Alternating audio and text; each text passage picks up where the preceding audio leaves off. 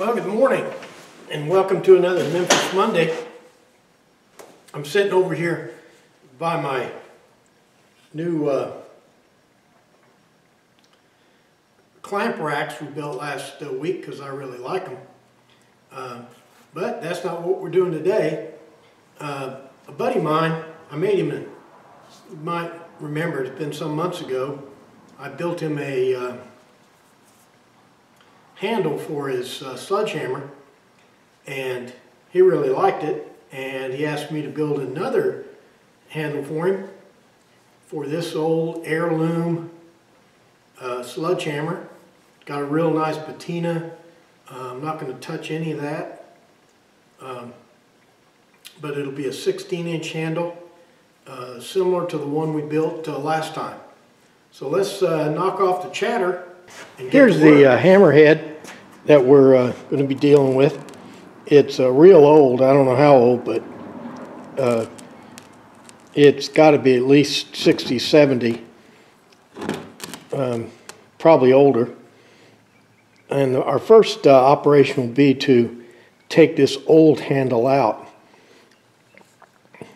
because I've got to see how the inside of this hammerhead is made, and I'd like to reuse these wedges if I can. And then he'll have the old handle, what's left of it, as a keepsake. I've got the hammerhead in vise, but I got it protected by some couple of layers of towels, because I don't want any modern tool marks on this. I'm going to give him back the hammerhead in exactly the same condition that I found it in.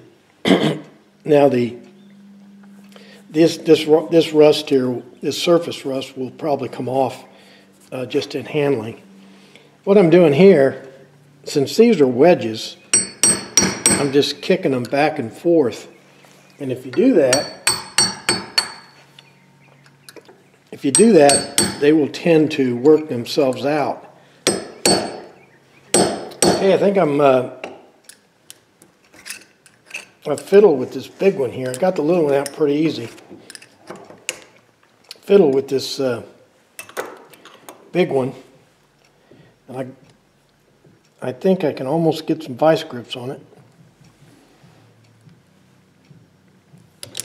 Tighten those vice grips down real tight.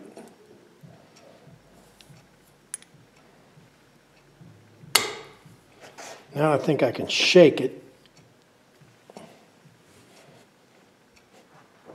Shaking it back and forth and putting upward pressure on it.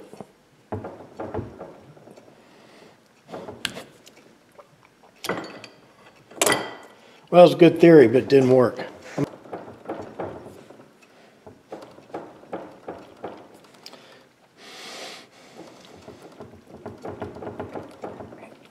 Well, it's moving, but I mean, it's moving sideways. Well, naturally, it popped out off camera. Let's see if we can get this old handle out. I'll tell you the truth, this thing didn't need any wedges.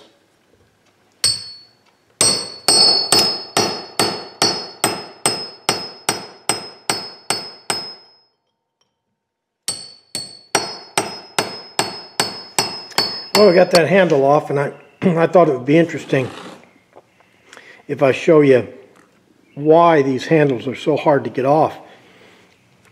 The way they're designed, they have a double flare in the hammer.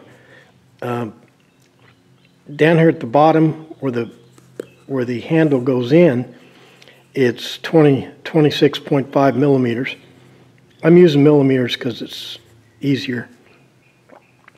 And then it's also flared up here at the top. It's 26.5 millimeters. But at the waist here, in the middle, it's 23.5 millimeters, 3 millimeters narrower here at the waist. So there's a taper. There's a taper here on the handle, and that actually, it's about 12.5 millimeters, that taper. And then the handle itself tapers down to 23.5 and then goes on through. So when you get up here at the top, you have a gap of 1.5 millimeters on both sides. But then when you drive those wedges in, it flares at the top. So now you have a flare at the bottom and a flare at the top. So the handle, the head won't fall down because you have this taper here, and it won't fly off because you've created a taper with the wedges. So that's the science behind the whole thing. Let's start doing some carving.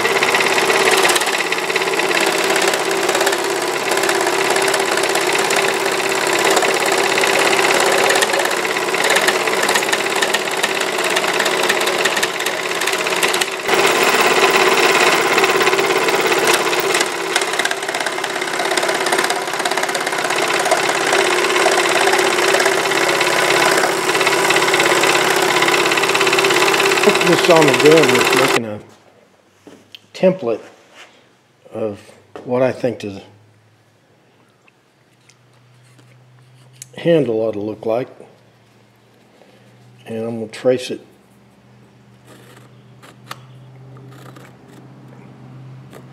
onto my stock.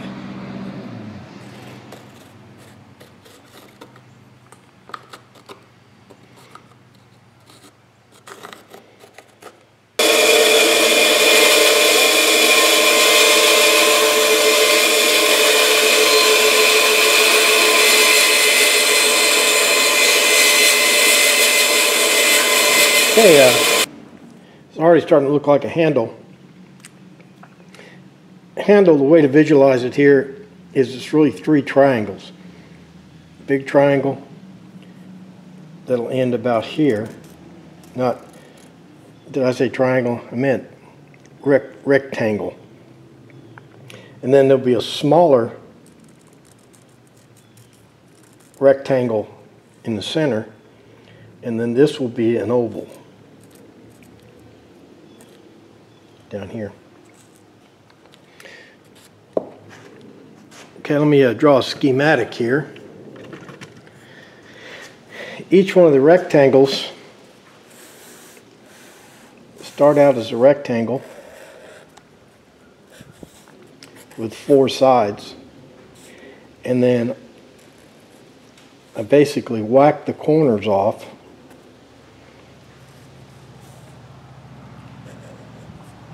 giving it 8 sides. Okay, let's go do a little carving.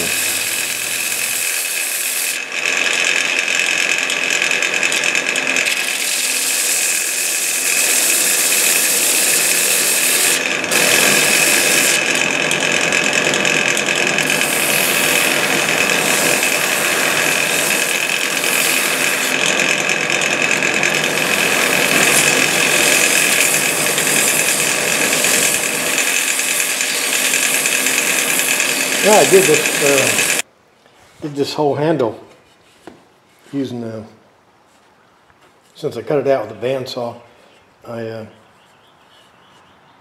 basically did the whole handle just using sander, the belt sander. I'm going to sand it now with 220.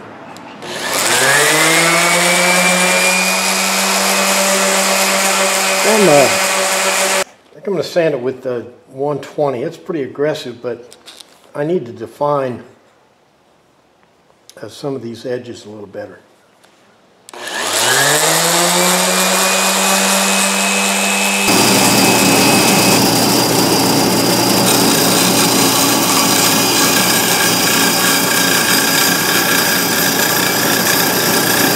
If you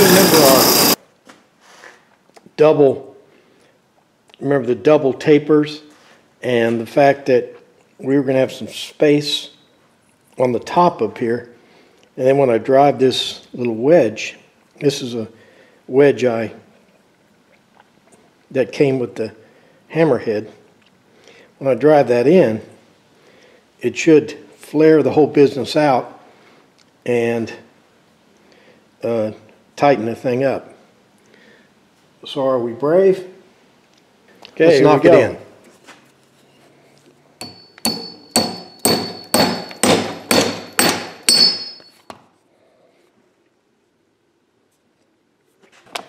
Well, what I did is I mixed up some epoxy. You can see it here. It looks like peanut butter. I ran out of sawdust actually, or I'd have made it thicker, but this stuff is the best thing since sliced bread. And let me show you what I laid a bead of it. Put it right across the wedge and let it run down into any gaps that were left. I don't think it'll do anything for the strength, but it'll seal the top. I've seen this on commercial handles where they put a wedge in and then they put epoxy in to seal off the end. All I'm doing here is finishing it up with some 220 sandpaper,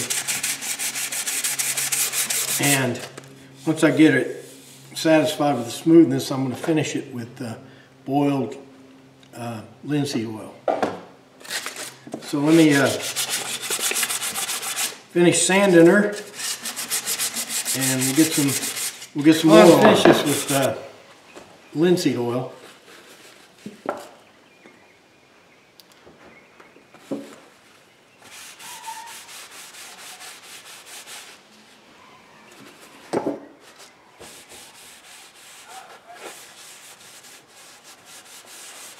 Well, let me finish here and we'll take a look at it. Well, there's our new hammer with our antique head, hickory, not hickory, but pecan handle. Got a little leather tie strap here. This is the old handle.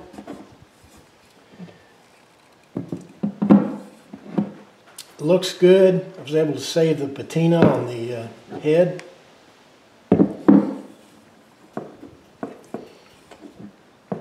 It's the end, if you can see that. That came out real nice.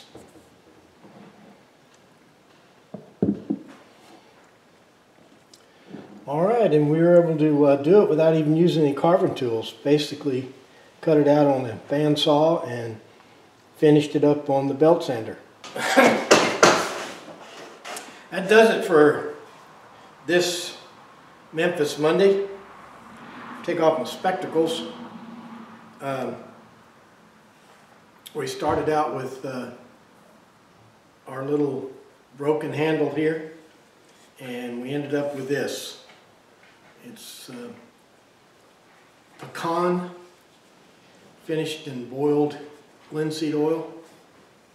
Got a little leather hanger. Feels real good, looks real good. So I think my buddy will be satisfied. And if he's not, I'll build him another one. All right, so that'll do her. So tweet and Facebook and comment and Google Plus and whatever else you do on the internet. And I guess that'll about do it. Oh, wait. Make sure you're back here next week for another exciting Memphis Monday.